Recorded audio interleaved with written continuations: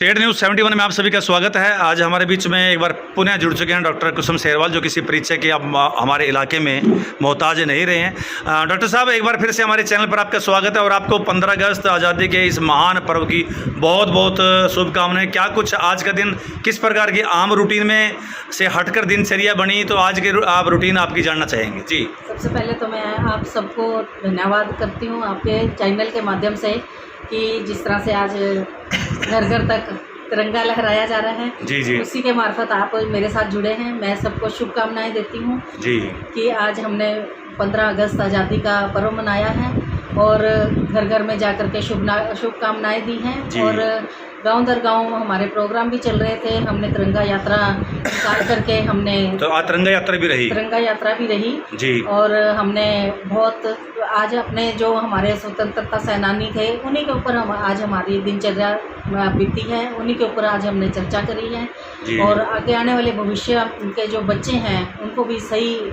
मार्गदर्शन मिले, उनको भी इस तरह से प्रेरित किया है कि बच्चे उन वीर शहीदों को याद करें और उनके बताए रास्ते पर चलें।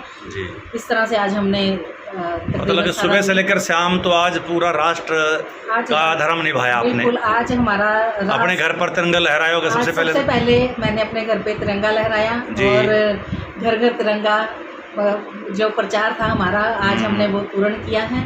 आज इसी तरह से हमने अपने घर तिरंगा लहराने के साथ साथ आज हमने और भी घर घर में तिरंगा लहराया है और तिरंगों का वितरण किया आपने। तिरंगों का वितरण किया है और सभी तकरीबन आज कार्यकर्ताओं ने में भी उत्साह सभी साथ चले और आज हमने वीर भक्ति के रंग में रंगे। क्या बात है, आज देशभक्ति के रंग में सरोवर थे आप। बिल्कुल बिल्कुल जी। चलिए, बहुत बढ़िया, बहुत अच्छा दिन आज आपका बीता। चलिए अब बात थोड़ा राजनीति की भी कर लें।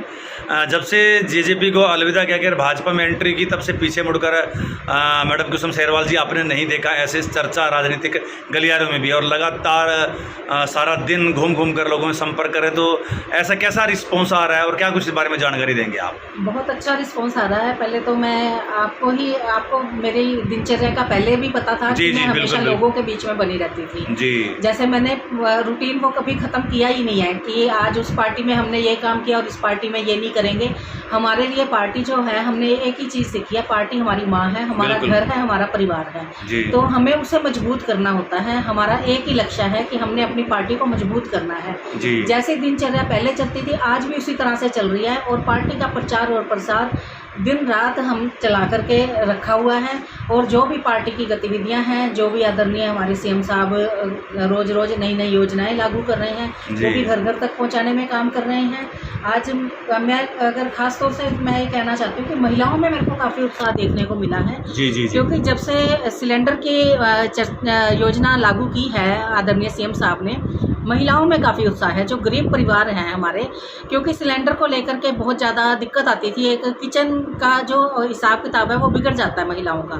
तो जब से 500 रुपये सिलेंडर वाली बात आई और वो लागू भी हुई, तो उससे महिलाओं में बहुत उत्साह है और इससे मेरे को लगता है कि हमारी जो महिलाएं नई भी भाजपा के साथ जुड़ी हुई थी, वो भी आज बहुत सारी ऐसी योजनाएं हैं जिनको सुन करके और वो लागू हो रही हैं, वो भाजपा के साथ जुड़ रही हैं और मेरा महिलाओं के साथ काफ़ी तालमेल अच्छा रहता है। हमेशा मैंने दुख सुख में मैं उनके साथ बनी रहती हूँ, तो बहुत अच्छा रिस्पॉन्स है। तो मैडम, मैं ये जानना चाहूँगा, नायब सिंह सैनी जी के मुख्यमंत्री बनने के बाद उनके द्वारा लगातार जो कई घंटे तक कार्य किए जा रहे हैं, घोषणाएं की जा रही हैं, विकास योजनाओं का लोकार्पण भी किया जा रहा है और मजदूर वर्ग क्या, कर्मचारी वर्ग, हर के किसान वर्ग, सब के बारे में कर रहे हैं, तो ऐसा अब समाज में चर्चा भी है कि भाजपा इसका बेनिफिट मिलेगा भाजपा को। बिल्कुल, मैं शर्मा जी एक चीज़ कहना चाहती हूँ, प्रत्यक्ष को प्रमाण की जरूरत नहीं होती जी। और मैंने परसों ही मैं सीएम साहब से मिली थी। हमारे हल्के में आपने देखा होगा कि सोम नदी का जो पुल नहीं है, पुलिया है, उसके वो बांध टूट गया था, बंदा जो था वो टूट गया था।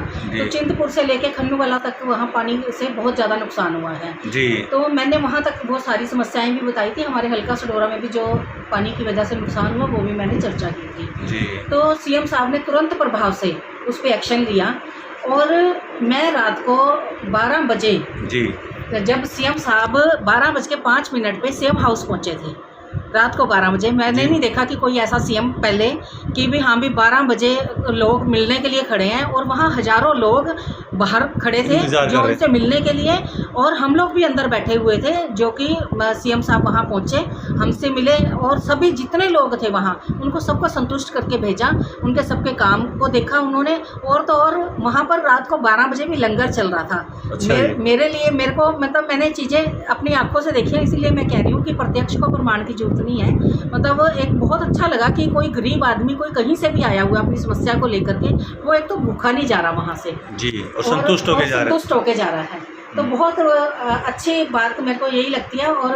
और मैं तो यही कहूँगी कि सीएम साहब जैसे काम कर रहे हैं, उनके काम की चर्चा आप लोग देख ही रहे हो कि किस तरह से उनके काम की चर्चा हो रही है।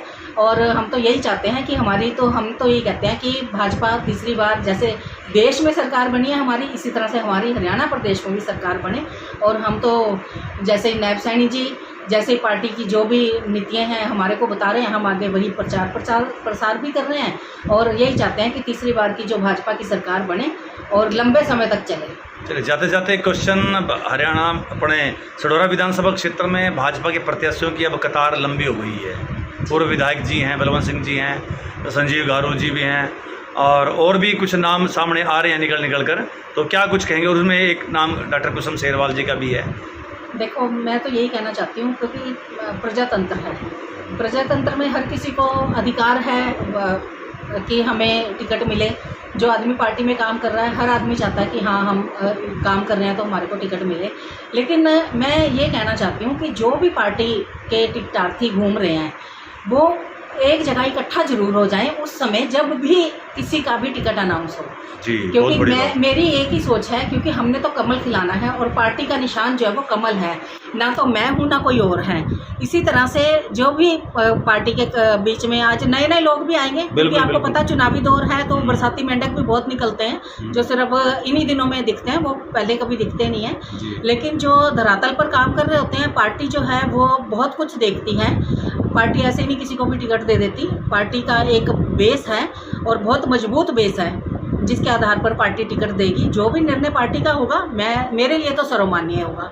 और मैं पार्टी को यही चाहूँगी कि भी हम हल्का सडौरा की सीट जीत करके दें, उनकी झोली में डालें, ताकि हम इस एक सीट से भी बहुत बड़ा सहयोग जो है वो हरियाणा की सरकार में मिलेगा और हरियाणा की सरकार बनेगी। तो कुल मिलाकर अगर ये बात कहें कि प्रत्याशी अगर डॉक्टर कुसुम सेरवाल होते तो जीत मजबूती से भाजपा को मिलेगी।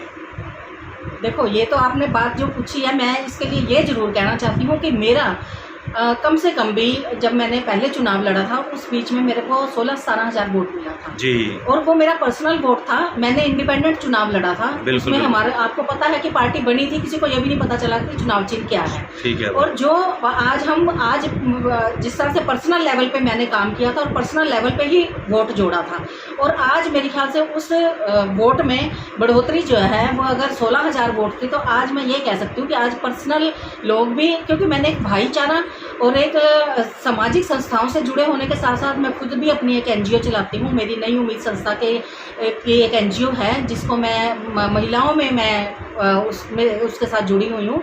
तो लोगों के साथ मेरा जो जुड़ाव है वो एक सामाजिक रूप से भी है, और युवा साथियों में बहुत अच्छा मेरा जुड़ाव है, क्योंकि युवा भी बहुत अच्छी तरह मेरे साथ यहाँ जुड़े हुए हैं। और यही आश्वासन दे सकती हूँ कि अगर पार्टी ने मेरे ऊपर अपना दाव खेला तो पार्टी ये सीट मैं उनकी किसी भी तरह से पूरा दमखम लगा दूंगी, और ये सीट जो है वो जीत करके आदरणीय नायब सैनी जी की झोली में और आदरणीय प्रधानमंत्री नरेंद्र मोदी जी की झोली में डालने का काम करूँगी। चलिए जी, बहुत बहुत धन्यवाद। इतने व्यस्त कार्यक्रम में से आज में आपने हमारे चैनल, हमारे दर्शकों के लिए समय निकाला, तो बहुत बहुत धन्यवाद।